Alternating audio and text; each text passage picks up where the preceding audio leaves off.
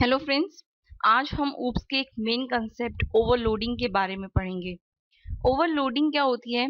जब हम किसी भी फंक्शन को एक से ज़्यादा बार एक प्रोग्राम में सेम नाम से क्रिएट करते हैं। यानी कि लेट अस सपोज मैंने एक फंक्शन बनाया सम और मैंने उसमें दो नंबर्स को ऐड कर दिया लाइक ए एंड बी, यानी कि मैंने उसमें दो पैरामीटर्स पास किए। उसी प्रोग्राम में यानी कि उसी के स्कोप में मैंने एक और फंक्शन बनाया, उसका नाम भी मैंने सेम रखा सम, और उसमें मैंने तीन नंबर्स को ओवरलोड कराया, यानी कि तीन पैरामीटर्स पास किए हैं, तीन नंबर्स को प्लस कराया ए बी एंड सी। तो हम कहेंगे कि हमने फंक्शन को ओवरलोड कर दिया, यानी कि हमने सेम नाम से एक ही प्रोग्राम में दो फंक्शन बनाए हैं, बस उनका आर्ग्यूमेंट लिस्ट जो है वो डिफरेंट है। तो हम इसे कहते हैं कि जो फंक्शन है वो क्या हो गया? ओवरलोड। इसे ही ओवरलोडिंग कहते हैं। अब हम ओवरलोडिंग के बारे में पढ़ेंगे कि ओवरलोडिंग क्या होती है।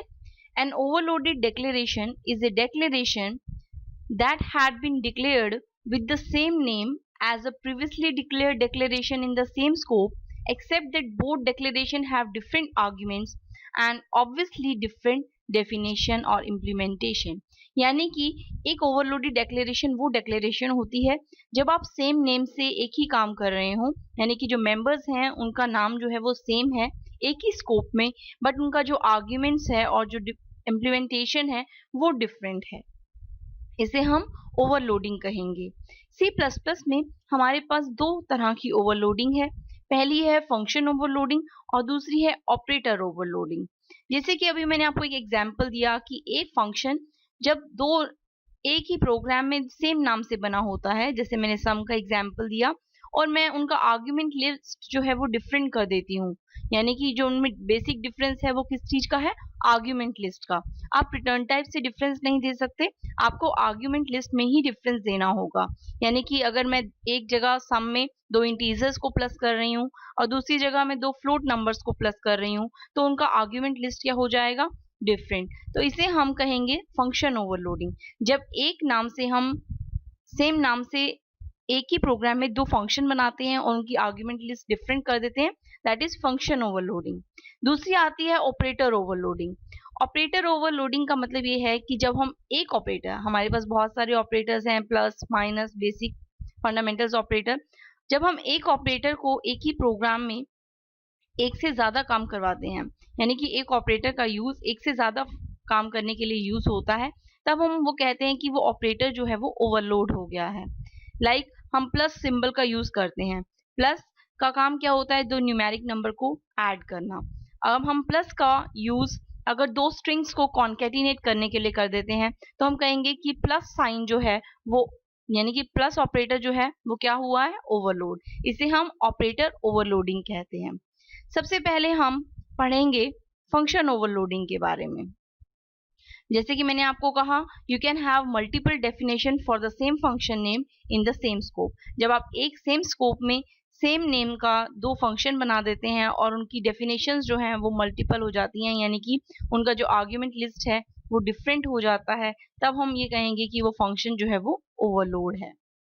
You cannot overload function declaration that differ only by return type। यानी कि अगर आप सिर्फ रिटर्न टाइप को ही डिफरेंट करते हैं तो वो फंक्शन ओवरलोड नहीं माना जाएगा, आपको उसकी आर्ग्यूमेंट लिस्ट में डिफरेंस करना होगा।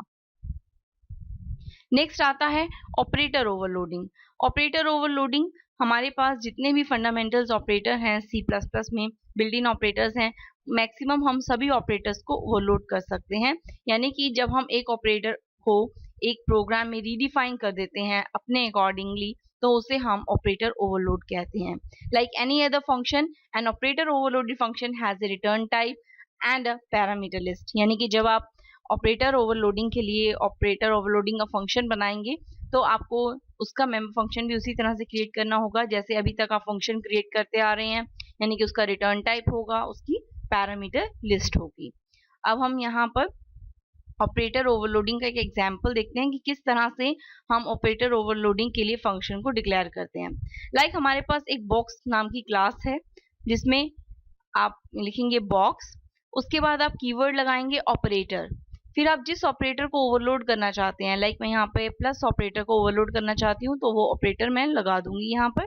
उसके बाद पैरेंथेसिस में लिखूंगी मैं कॉन्स्ट कीवर्ड, फिर क्लास का मैं नाम लिखूंगी बॉक्स और एम्परसेंड का साइन। ये बताता है कि क्लास का जो ऑब्जेक्ट है वो यहाँ पर ऐड हो रहा है, यानी कि क्लास के दो object as a parameter pass होंगे और इस प्लस साइन की हेल्प से जो है वो दो ऑब्जेक्ट्स ऐड हो जाएंगे। तो यहाँ पर हमने प्लस साइन को यानी कि इस ऑपरेटर को ओवरलोड कर दिया है। This line declared that the addition operator that can be used to add two box objects and return final box objects, यानी कि दो बॉक्स क्लास के ऑब्जेक्ट्स को ये ऐड करेगा और जो रिजल्ट है वो वापस से बॉक्स ऑब्जेक्ट में ही रिटर्न हो जाएगा। ये था हमारा ऑपरेटर ओवरलोडिंग। अब हम यहाँ पे एक टेबल दी है जिसकी हेल्प से हम आपको ये बता रहे हैं कि कौन कौन से ऑपरेटर जो हैं वो C++ में ओवरलोड होते हैं और कौन से ऑपरेटर ऐसे हैं जिन्हें हम ओवरलोड नहीं कर सकते। सबसे पहले लिस्ट है जो ऑपरेटर्स ओवरलोड होते हैं, लाइक प्लस माइनस जो आपके पास बेसिक ऑपरेटर्स हैं, multiply, division, modulus and logical operators, relational operators, comparison operators, इन सभी को आप ओवरलोड कर सकते हैं। न्यू, डिलीट और कुछ ऐसे ऑपरेटर्स हैं जिन्हें आप ओवरलोड नहीं कर सकते, like scope resolution operator, multiple dot and multiplication operator, dot operator and the ternary operator और कंडीशनल ऑपरेटर। ये हमारा ट्यूटोरियल था ओवरलोडिंग के बारे में कि हमारे पास दो तरह की ओवरलोडिंग होती है, function overloading and operator overloading. Function overloading में जब आप सेम नाम से एक स्कोप में दो फंक्शंस बनाते हैं, उनकी आर्गुमेंट लिस्ट डिफरेंट कर देते हैं, दैट इज फंक्शन ओवरलोडिंग। और जब एक ऑपरेटर को रीडिफाइन करते हैं एक ही स्कोप में, that is the operator overloading. मिलते हैं अपने नेक्स्ट ट्यूटोरियल में फंक्शन ओवरलोडिंग के एक प्रोग्राम के साथ, फिर हम आपको ऑपरेटर ओवरलोडिंग का एक प्रोग्राम शो करेंगे। Till then bye, thank you.